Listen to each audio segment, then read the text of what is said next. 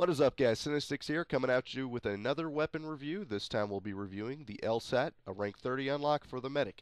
Now, I was just recently given this by the devs. Of course, as you should know by now, they give me early access to the weapons. It may or may not be perm, but it allows me to get a early review out for you guys, and it really helps both of us out, both me and the community and themselves. So it's really appreciated. I can't thank them enough, but I'm trying to make that clear so I don't get a bunch of comment spam saying I'm a pre-buy noob, because I don't pay for the majority of these, and even if I did pre-buy, I do it for the benefit of actually getting a commentary out. So there should be no insults to it whatsoever, because no one's insulting anyone for pre-buying anything. Therefore, I don't want to get that kind of crap feedback. So anyways, on to the actual weapon itself, the serious part, the why you are here. I'm going to go ahead and say what attachments I got in here and why I'm using the iron sights. I felt like I wanted it to be natural and normal, as it would feel like when you first get the weapon. Though if you're just getting this weapon, you're probably a rank 30, so you're going to throw attachments on it anyways. You wouldn't really be using it without attachments. But I decided to just go with iron sights to show you what you'll be dealing with.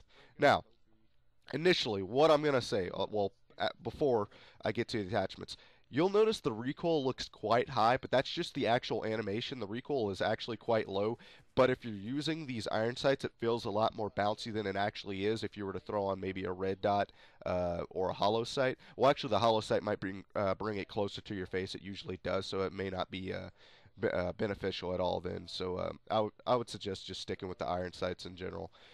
But anyways, the attachments. So I went with tactical, as suggested by many other people who've tried it so far, that actually just being pellets and Professor Snipe. Also the Predator barrel and some Viper mags. I figured Viper mags are probably the best bet. I'm sure the initial damage is good enough, which it is. It's actually quite high, so the initial damage just going with casket mags and or high capacity is probably your best bet. Though high capacity is unnecessary, being that this particular LMG actually boasts having an extra magazine, so it's going to have 3 total rather than 2 total for most mag counts for most LMGs. That being, 1 box mag loaded and 2 in reserve. So that gives you quite a lot of ammo to work with. That's something good that this LMG boasts. That's one of its perks of being a rank 30 unlock. Especially its overall stats in general. Though I'm going to have to compare it to the M249, if anything. Of course, Pellets has said that himself. Though, as far as reload and a few other things, that's very slight things that set it apart. I think just deviation-wise, ammo count, and the initial reload. So I'm going to go ahead and go into some stats, just some simple stuff. It comes with 3 magazines total with 90 rounds per magazine. I suggest Viper and or casket mags. The total ammunition, without any attachments, goes from 270. Now, the reload time is 5.7 seconds, so the actual reload itself, the animation, is quite quick and really nice, especially once you cock back that charging handle. It's really satisfying. Now, we come with a projectile velocity of 650. Some of you nerds should know what that means a lot better than I do. The absolute range, like with most weapons, it goes up to 260 meters. Now, let's go on to some other stuff. I'll go ahead and run through the store stats and then go through some actual specific stats. So as for the store stats, it says the damage is high. Same with accuracy, and range is long. So what this means is the long range means it's real strong point is, such as long range, it won't have as much damage drop off at long range. So the Predator barrel can help extend that, and or standoff barrel. So really any barrel will benefit you in this. You won't really be losing too much damage as far as drop off goes, because there's several times I've gotten like headshots that did 57 damage at long range with this. It really hardly noticed the drop off, especially because I hadn't really used it without attachments as far as damage increasing attachments and or range increasing, etc., etc. So I don't know what the base damage is without attachments, so I know that I'm doing high damage. That's what I feel I'm doing. So I can't really say I would know if what was dropping off where. Now, I wouldn't really go into recoil. That's a little bit harder for me to explain, even though, as you can see in the video, I'm hardly having to control it. Though I do have to burst fire, because like with most LMGs, if you do try to full auto fire, it's not going to benefit you in any way. But I will go into some damage modifiers. Now, the initial range, a body shot will do 24 to 28 damage. A headshot will do 50 to 59. That's a lot, guys. That's really good. That could be 2 to 3 shot to 4 shot kill. being the headshot, it would be the two-shot kill, and body shot would be 3 to 4, depends, especially if you're using damage modifying attachments. As for medium range, body shots goes from 23 to 25. Headshot goes from 48 to 53, and that's still really good. And then here we go at long range, the body shot at 20 to 22, and headshot from 42 to 46. It's really good stuff there. And for the initial range, as we go from distance to medium to long, we're going to go at, say, it's 0 to 20 meters would be the close. That'd be the initial range. And from 20 to 38 meters is the medium range. That's quite a lot. So that means from 38 meters and on is when you're going to be doing the long range damage, which, as I said, is 20 to 22 and 42 to 46. Now, let's go on to what else we got here.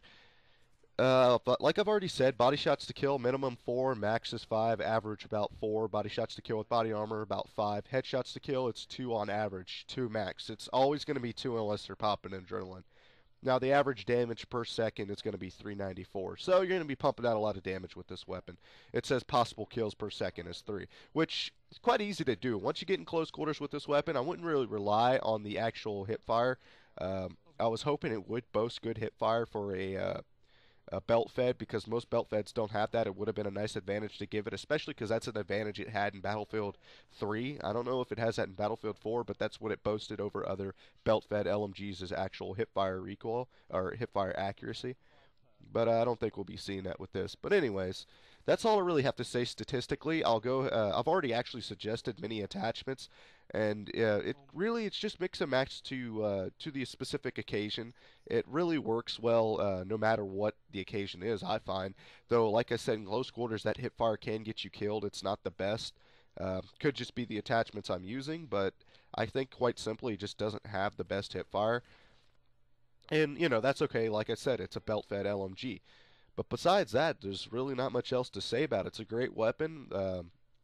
It's kind of on that borderline OP. I've had a few people already tell me that already. I say few, really just Professor Snipe told me that. I hadn't really seen that yet. I think it's really good at what it does, and what it does is just a good all-arounder. But I don't really think, I don't see much potential in vehicle damage, and I guess since I'm using the iron sights, it's kind of hard to get spot on a target if they're in a vehicle, like shooting the window or anything along those lines. Like when they're moving through the brush, it's really hard to see them. Sometimes that red dot's a little bit easier to use, or hell, even the M145, or even at this point the hollow sight. But my only complaint is just the iron sights. If you used it on the MTAR, you should know it's the exact same iron sight. So if you're getting this weapon, the majority of the time, most of you, like I said, should already have attachments that you've invested in. So go for the red dot right away. Now, any other complaints about this weapon? I will say that they did not fix the actual ammo belt. You can see it just hovers over the ammo box. It's not actually in the ammo box, which is kind of weird, but it's not that bad. I mean, it could be worse. It's really not a big deal. It's something they could fix, and if they don't fix, then by all means, that's fine. I mean, it's not game breaking or anything. So it's nothing really. Like I said, not a big deal. Now, I will go into. I want to say something from. I wish I could say what it actually said from the store as for the actual initial. Not review, but their little description of the weapon. If I can remember what it was, I'll probably have to launch the game up and bring it up just to give you a quick little description. But what I can tell you that it does use caseless ammunition, which is supposed to be lighter, therefore why you're able to carry an extra box magazine, because lighter ammunition means you can carry more without it hindering you down on the battlefield, etc., etc.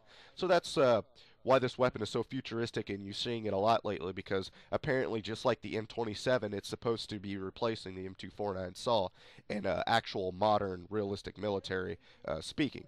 So we'll go ahead and go into what the little store says for it. Alright, the LSAT is a lightweight machine gun system firing experimental round called cased telescoped ammunition. It is a very advanced weapon designed to take advantage of all the latest development in weapon technology, which resulted in a very balanced weapon that excels in most situations. Which, like I said, it's an all-arounder great weapon. It does good at what it does, and that's pretty much everything. It's got long-range downpack, medium-range downpack, and even close range. But anyways, guys, like I said, not much else to say about this weapon. I hope y'all enjoyed this review and commentary of this weapon overall. Hope y'all plan on getting it, seeing it in the store soon. It should be coming around in no time, and it's always a pleasure to do the review for you guys. And as always, much love and respect on the battlefield, soldiers. Peace.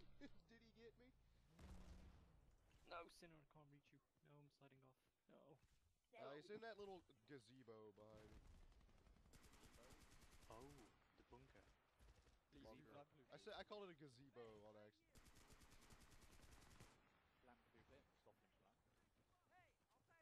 Alright, party on the bridge. We're all just gonna sit here and no one shall pass. They're coming up from behind. Oh, really? Oh yeah, sure. That's an okay round. Buddy. I'll use that for the initial review.